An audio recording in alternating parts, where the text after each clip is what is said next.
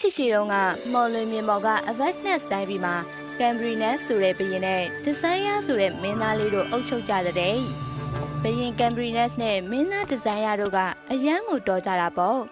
သူတို့အတူပူးပေါင်းပြီးတိုင်းပြည်ရဲ့အခက်အခဲမှန်သမျှကိုရင်ဆိုင်ဖြေရှင်းနိုင်ကြတယ်ဒါပေမဲ့ Avagnes တိုင်းပြည်ကဆယ်စုနှစ်အတွင်းမှာအဆိုးအဝါးဆုံးမိုးခေါင်မှုကိုကြုံတွေ့ရတော့တယ်မြေကြီးတွေကခြောက်သွေ့လာပြီးဘာအပင်အသီးပန်းပွင့်မှမပေါက်ရောက်တော့ဘူးတဲ့ဘယင် Cambrinus နဲ့ Desire တို့ကတက်နိုင်သမျှစူးစမ်းကြပေမဲ့အလုံးမဖြစ်ပါဘူးအရင်ကပေါ်ကျော်သွားတဲ့ Avagnes တိုင်းပြည်ကအခုတော့လွင်ဒီခေါင်မြင်ဖြစ်လို့နေပါပြီဘယင်နဲ့မင်းသားတို့ကပညာတတ်တွေကိုခေါ်ပြီးအကြံတောင်းကြည့်တော့ကျုံလာသမျှအတားစီတိုင်းကဉာဏ်ပညာခွန်အားကိုတိုးတက်လာနိုင်လိမ့်မယ်အရာတွေပဲ